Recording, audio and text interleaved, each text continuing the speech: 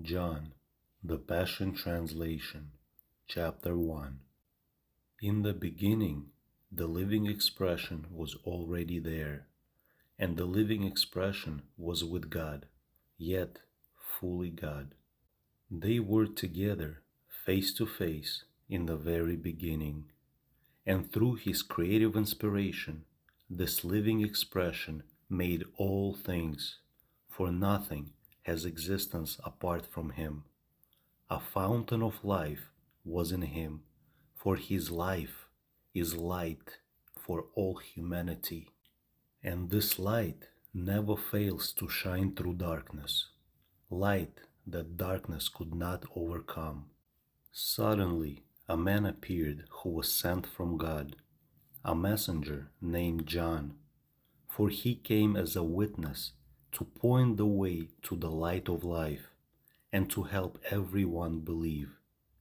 John was not that light, but he came to show who is, for he was merely a messenger to speak the truth about the light. For the perfect light of truth was coming into the world and shine upon everyone. He entered into the world he created, yet the world was unaware. He came to the people he created, to those who should have received him, but they did not recognize him. But those who embraced him and took hold of his name, he gave authority to become the children of God. He was not born by joining of human parents, or from natural means, or by a man's desire, but he was born of God. And so the living expression became a man and lived among us. We gazed upon his glory, the glory of the one and only who came from the Father, overflowing with tender mercy and truth. John announced the truth about him when he taught the people. He is the one. He is the one I've been telling you would come after me, even though he ranks far above me, because he existed before I was even born. And from the overflow of his fullness, we received grace heaped upon more grace. Moses gave us the law, but Jesus, the Anointed One, unveils truth wrapped in tender mercy. No one ever before gazed upon a full splendor of God, except for his uniquely beloved Son, who is cherished by the Father and held close to his heart. Now that he has come to us, he has unfolded the full explanation of who God truly is. Now this was John's testimony when some of the Jewish leaders sent an entourage of priests and temple servants from Jerusalem to interrogate him. "Who are you?" they asked him. John answered them directly, saying, "I'm not the Messiah." "Then who are you?" they asked. "Are you Elijah?" "No," John replied. So they pressed him further. "Are you the prophet Moses said was coming, the one we're expecting?" "No," he replied. "Then who are you?" they demanded. "We need an answer for those who sent us. Tell us something about yourself, anything." John answered them, "I am an urgent, thunderous voice crying out in the desert, 'Clear the way and prepare your hearts for the coming of Lord Yahweh.'" Then some of the members of the religious sect known as Pharisees questioned John. "Why do you baptize the people if you are neither Messiah, Elijah, nor a prophet?"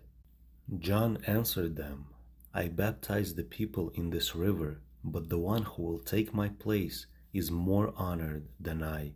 But even when he stands among you, you will not recognize or embrace him.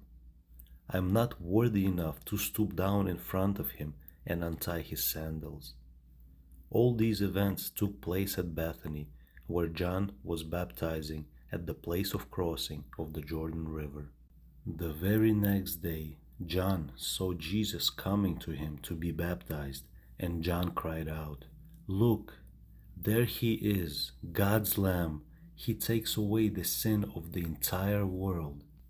I told you that a mighty one would come who is far greater than I am, because he existed long before I was born. My baptism was the preparation of his appearing to Israel, even though I did not recognize him. Then, as he baptized Jesus, he proclaimed these words: I see the Spirit of God appeared like a dove, descending from the heavenly realm and landing upon him, and it remained on him. Before this, I did not know who he was, but the one who sent me to baptize with water has told me that you will see the Spirit come down and stay on someone. He will be the one who I have sent to baptize with the Holy Spirit. Now I've seen this happen, and I can tell you for sure that this man is the Son of God. The next day, Jesus walked right past where John and two of his disciples were standing. John, gazing upon Jesus, pointed to him and prophesied, Look, there is God's sacrificial lamb. And as soon as John's two disciples heard this, they immediately left John and began to follow a short distance behind Jesus. Jesus turned around and saw that they were following him and asked, What do you want? They responded, Rabbi, where are you staying?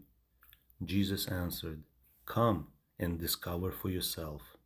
So they went with him and saw where he was staying, and since it was late in the afternoon, they spent the rest of the day with Jesus.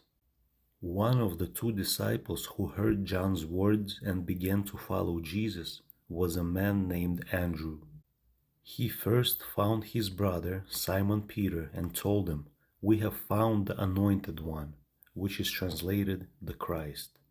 Then Andrew brought Simon to meet Jesus.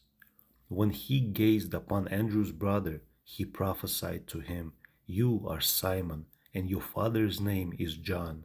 But from now on, everyone will call you Cephas, which means Peter, the rock. The next day, Jesus decided to go to Galilee, where he found Philip. Jesus said to him, Come and follow me. Now Philip, Andrew, and Peter had all grown up together in the village of Bethsaida. Philip went to look for his friend Nathanael and told him, We found him. We found the one that we were waiting for. It's Jesus, son of Joseph from Nazareth. He is the one whom Moses and the prophets prophesied would come. Nathanael sneered, Nazareth? What good could ever come from Nazareth? Philip answered, Come and let's find out. When Jesus saw Nathanael approaching, he said, Here comes a true son of Israel, an honest man with no hidden motives. Nathanael was stunned and said, But you've never met me. How do you know anything about me? Jesus answered, Nathanael, right before Philip came to you, I saw you sitting under the shade of a fig tree. Nathanael blurted out, Teacher, you truly are a son of God and the King of Israel. Jesus answered, Do you believe simply because I told you I saw you sitting under a fig tree? You will experience even more impressive things than that. I prophesy to you eternal truth. From now on, you will see an open heaven and gaze upon the Son of Man like a stairway reaching into the sky with the messengers of God climbing up and down upon him.